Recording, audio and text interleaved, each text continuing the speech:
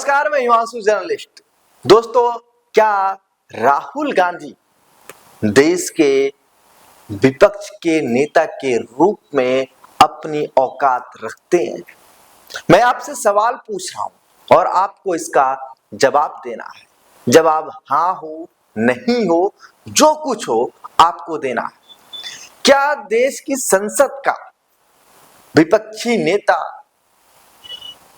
किसी केंद्रीय मंत्री को गद्दार कहना उचित होगा?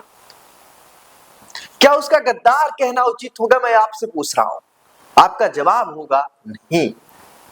नरेंद्र सरेंडर, डंडे से मारूंगा, ये कर दूंगा, भूकंप ला दूंगा, हाइड्रोजन बम फोड़ दूंगा। क्या आज से पहले, मतलब इससे पहले, राहुल गांधी के विपक्ष के नेता बनने से पहले, क्या आपने किसी विपक्षी नेता के मुंह से प्रधानमंत्री के प्रति इतनी गंदी गाली, मंत्री को गद्दार कहना आपने सुना था? शायद नहीं सुना होगा। दोस्तों, आपको बता दें कि बुधवार के दिन संसद में विपक्ष के नेता राहुल गांधी और केंद्रीय मंत्री रवनीत सिंह बिट्टू के बीच तीखी बहस हो गई। आपको बता दें कि दिन की कार्रवाई शुरू होने से पहले एक प्रदर्शन के दौरान राहुल गांधी ने पूर्व कांग्रेस नेता और केंद्रीय मंत्री रवनीत सिंह बिट्टू को गद्दार कहा। इसके जवाब में बिट्टू ने गांधी को देश का दुश्मन कहा है। देखना बंद तो नहीं हुआ? ठीक है। दरअसल 3 बार के सांसद और रेल राज्य मंत्री बिट्टू 2024 के लोकसभा चुनाव से पहले बीजेपी में शामिल हो गए थे। यह बातचीत तब हुई जब कांग्रेस सांसद मकर द्वार के पास विरोध प्रदर्शन कर रहे थे। जब बिट्टू पास से गुजरे तो गांधी ने कहा, देखो एक गद्दार यहीं से गुजर रहा है। सोचिए राहुल गांधी ने क्या कहा, आप ये सुनना। देखो एक गद्दार यहीं से गुजर रहा है। गद्दार, एक विपक्ष के नेता के मुख से देश के लोकतंत्र के मंदिर के अंदर गद्दार शब्द कहना, वो भी एक केंद्रीय मंत्री को, क्या शोभा देता है? इसका चेहरा देखो। फिर उन्होंने बिट्टू से हाथ मिलाने की पेशकश करते हुए, नमस्ते भाई, मेरे गद्दार दोस्त, चिंता मत करो, तुम वापस कांग्रेस में आओगे। आपको बता दें कि इसके बाद पूरे देश में बवाल मच गया, बीजेपी बिफर गई और जो बड़े बड़े पत्रकार हैं, हर्षवर्धन त्रिपाठी से लेकर जितने भी बड़े पत्रकार हैं, उन्होंने कहा कि मैं तो आपको बार बार कहता हूं कि राहुल गांधी देश की संसद में बैठने लायक नहीं है।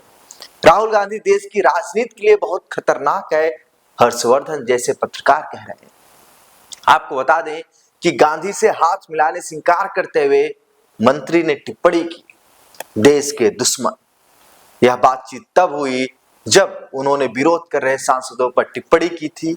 वे ऐसे बैठे हैं जैसे उन्होंने कोई जंग जीत ली हो। आपको बता दें कि राहुल गांधी के हाथ मिलाने के ऑफर को ठुकराने की वजह बताते हुए बिट्टू ने बाद में गांधी परिवार पर ऑपरेशन ब्लू स्टार और सिख विरोधी दंगों को लेकर हमला बोला है। बिट्टू ने कहा, जब उन्होंने हाथ बढ़ाया तो मैंने कहा कि तुम गद्दार हो और देश के दुश्मन हो, रोज सेना और देश के बारे में बुरा बोलते हो। एक सरदार गांधी परिवार के वंशज सिखों के हत्यारे से कभी हाथ नहीं मिलाएगा। उन्होंने क्या कहा, बिट्टू ने, बड़े ध्यान से सुनना, एक सरदार जो सच्चा सरदार होगा गांधी परिवार के वंशज से कभी हाथ नहीं मिलाएगा, सिखों के हत्यारे से कभी हाथ नहीं मिलाएगा। आपको बता दें कि इसके बाद पूरे देश में सियासी पारा हाई हो चुका है। बीजेपी लगातार राहुल गांधी पर अटैक बोल रही है। बीजेपी के नेता निशिकांत दुबे अब ऑपरेशन गांधी परिवार शुरू करने वाले हैं। जो सूत्रों के मुताबिक जो सूचना मिल रही है, उसमें निशिकांत दुबे कांग्रेस के गांधी परिवार का पूरा चिट्ठा खोलने वाले हैं और पूरी हकीकत बताने वाले हैं, सोनिया गांधी से लेकर इंदिरा गांधी से लेकर पंडित नेहरू तक। आपको बता दें कि राहुल गांधी को लेकर जो देश के बड़े बड़े पत्रकार, विशेषज्ञ, राजनीति से लेकर सेना तक के जो विशेषज्ञ हैं, वो यही कह रहे हैं कि राहुल गांधी किसी खतरे की घंटी से कम नहीं है। आपको बता दें कि सिख विधायक और दिल्ली के मंत्री मनजिंदर सिंह सिरसा ने मंत्री के खिलाफ गांधी की गद्दार वाली टिप्पणी की निंदा की है। उन्होंने कहा राहुल गांधी और गांधी परिवार गद्दार है।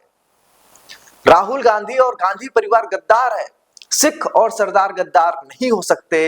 यह टिप्पणी दिखाती है कि कांग्रेस की सोच में आज तक कोई बदलाव नहीं आया है। और वहीं कांग्रेस ने भी राहुल गांधी का बचाव करने की पूर्णतः कोशिश की है। उन्होंने कहा कि गद्दार के लिए कोई शब्द सही नहीं है।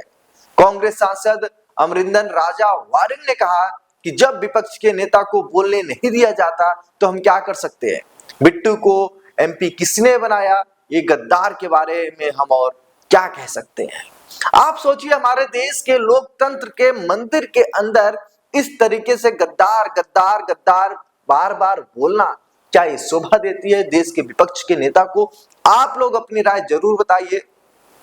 वो राहुल गांधी जो सिर्फ झूठी बातों को लेकर देश की संसद में पेश होते हैं, लेकिन जब उनसे उसका कोई सबूत मांगता है तो भाग जाते हैं।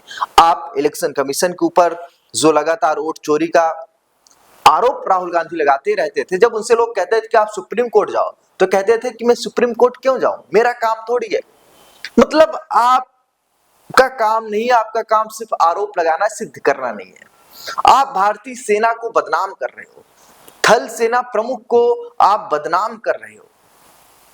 भारतीय जनता पार्टी मतलब भारतीय जनता पार्टी की सरकार ने जब चीन सीमा विवाद पर कहा कि जो उचित हो वो करो, जो उचित हो वो करो, मतलब आपको लगे कि अटैक करना हो अटैक करो, जो कुछ मन हो वो करो। मतलब केंद्र सरकार की तरफ से खुली छूट दी गई थी, खुली छूट कि सेना को जो उचित लगे वो करो, जो फैसला करना हो वो करो।